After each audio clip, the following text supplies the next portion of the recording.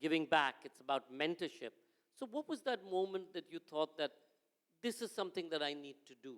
I mean, like I said, you could have been Monte Carlo, the playboy of the time. And So I'd like to say two things about that. One is a word of caution, and the other one is sort of the origin story, and thinking that you have this wonderful name, and in a way, what are you going to do with it, right? And if there's a way that you can donate it to charity, so to speak. And I remember going around and interviewing different foundations, just foundations that I would work with or partner with or whatever it was. And you know, the Red Cross is huge and you'll get lost. And then a lot of these smaller ones are run by sort of central guru type figures that without that person, the whole thing won't work. And that's also a little bit risky. So, and having this multinational car company, you know, at your back to support you as well, it allowed us to really go out and say we're going to form this foundation. And at that time, Corinna Bosler, Dr. Corinna Bosler, who's here in the audience, helped me start that foundation. We've been working together for 20 years on and off in some capacity. I like to say she had written her PhD at Maybach, and then I hired her immediately when she matriculated before they could. And it's been a great working relationship ever since. So I think that the other caution, and I think many of you who are involved in philanthropy, it's a little bit of a Don Quixote, okay? You know, you're not going to have results right away, and you make mistakes, and you know, you try your best, and you know, it's not necessarily the same thing as making a buck, right? You know, you buy something, you resell it with a margin, or you build something, or you harvest something. It's different, and many of us try to run our foundations like they were, you know, efficient, well-oiled machines, but there's a lot of inefficiency. There's a lot of difficult things, and I just find a lot of times you try to do something good, and there are people who don't want you to do it, okay? There are people who will just stand in your way just 'cause, and I don't mean to like poo-hoo this thing. I'm just saying it's not, everything's not rosy in the world around this thing.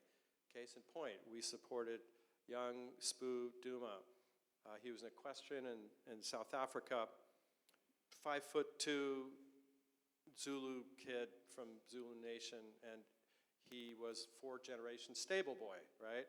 And he grew up on this horse farm, dirt floor, tin wall shack, and the owner of the polo farm, of this horse farm, said to him, "Spoo, you got to get on the horse every day for 4 to 6 hours, make something of yourself."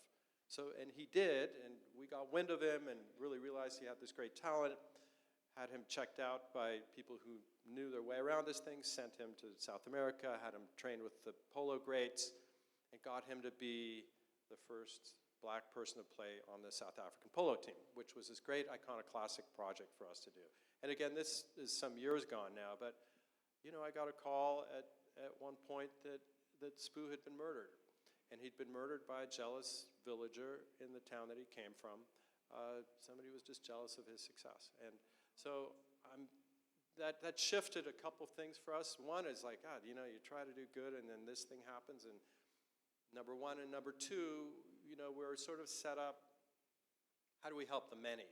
And the idea was to help the few, to influence the many, and to pay it forward. But it's risky business to invest in just a few people. So that was another learning, and in this day and age when we have artificial intelligence and Zoom calls and we can do a lot of e-learning and e-mentoring and things, the future is really more in that direction. We're working with this one organization, Ravi Gundlapalli, Indian national here in India and actually in the United States as well, in his organization Mentor Cloud, which is a B2B corporate mentoring organization that was voted one of the Forbes, you know, top 200 startup companies here in India. We were actually working together in the United States, and he's spending more and more time here just saying the demand is here and the results are here. So, you know, that's another reason why it's also a real pleasure for me to be here to kind of see that and explore that a little bit. One of the ways you were able to sort of de-risk, in a sense, this risk of generational change, which is any philanthropy has to look at this as generational change, is what you said, look at the mentorship program. Tell us a little bit about that, because one of the things that you did through with Anubhav is you mentored Vicky Roy, who is a wonderful photographer from Salam Balak Trust. Vicky ran away from home. One of his peers got involved in photography, did really well. Vicky sort of followed that particular path and then got this amazing opportunity to go and be one of the 4 young people who were selected to record the rebuilding of the World Trade Center. And that, for example, is an amazing segue into this whole idea of mentorship. Today, Vicky has given back to society. His more recent project has been about disability, and that everybody, what's the name, Vicky? Everyone is good at something. Just look at the positivity in that. So he's traveled the length and breadth of the country doing this brilliant piece, which is a book and an exhibition, and in many ways giving back. And he's always had this, and that's what mentorship does at the end of the day. But tell us a little bit about the science of mentorship. Why is that mentorship program so important, especially when you're bringing about or looking to bring about generational change? That's certainly worth thinking about. I like to say your best future is helping somebody else find theirs. And we did some of these early sort of mentoring experiments, and especially in the Silicon Valley, we would get a lot of, oh yeah, I'd like a mentor, that'd be great. I'd love to have, somebody high up at Facebook or this or that. And we'd say, okay, we can help with that, but you need to also pay it forward and mentor somebody else. Oh no, I don't have time for that, right? And that's not really what it's about, because it's more of a culture of giving. It's more of a culture of helping. And when I was first exploring the idea of, which sort of philanthropic angle do you take, and you read about grain being shipped to starving people and a lot of the corruption and fraud that happens because that grain actually gets mostly sidelined and resold, and the military gets involved, and whatever. That wasn't necessarily what I wanted to do, and philanthropy is the love of man, right? So it's really one person helping another that seemed to be very archetypical, and it helped to go back to the idea of my own personal family history, that we would, take that tack moving forward. And so we crafted these really unique and very individual projects, a lot of them through access that we had through the car company with Julian Schnabel, for instance. The Harvard School of Public Health, I met David Bangsberg just on an airplane flying back from some event, and he says, you want an Ambien, because it was a long flight back, I go to sleep. I was like, well, no, not really. And we talked for 10 hours and then ended up crafting this project that turned into the Maybach Harvard Global Health Scholars Project in East Africa, that ended up really a 5-year supporting of an individual who became chief of medicine at his hospital and probably the most published East African researcher at that time too. So, but I would like to fast forward a little bit because times change and we've gone through different iterations. We published a best practices manual. We explored this e-mentoring thing. We did with a company called Million Ways, an artificial intelligence company. We were trying to really detect mentoring ability and mentoring skill among people, and we had a couple of really archetypical people who we knew were really good mentors that could baseline this thing.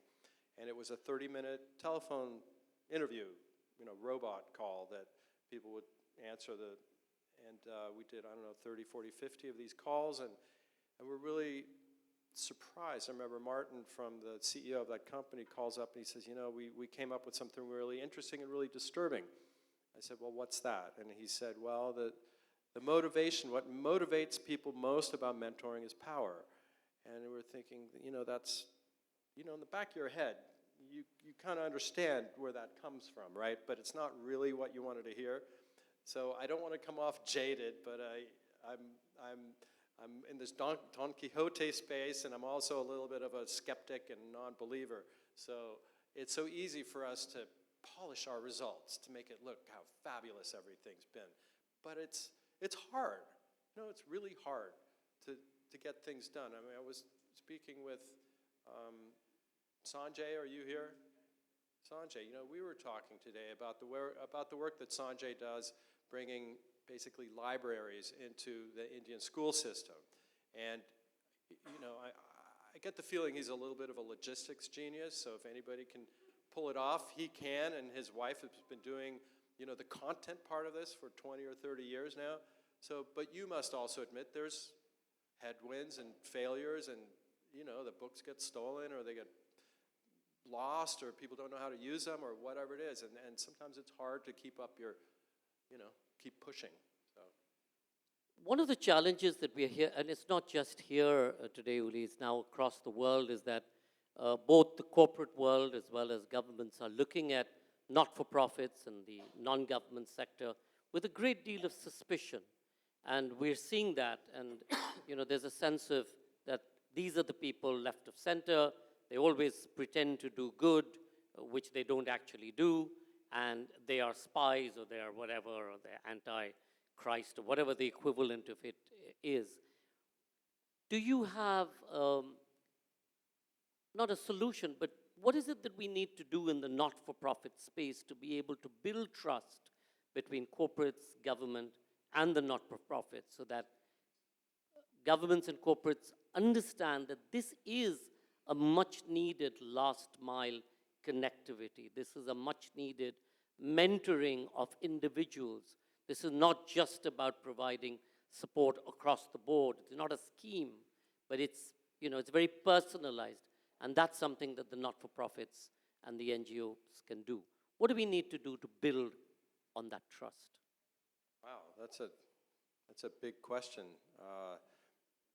One of the things that attracted us to Ravi's Mentor Cloud platform is a project that he had done with the Arizona prison systems.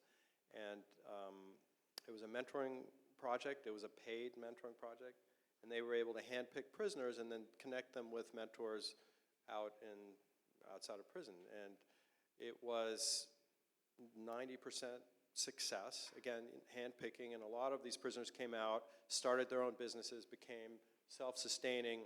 So you have money coming from the government, you have, you know, in a sense, corporate providing the mentoring ability, whether it's an electricians union or whatever it might be, art, police, something. But then they didn't renew it, I think because of political wins. So it costs you, what, $8,000 for this 6-month period for each one of these prisoners who would otherwise cost $80,000 a year to keep in prison, right? So instead of spending that money, you spend it on this mentoring thing, but how do you actually get that through and get these projects renewed, and you have a pilot project, and then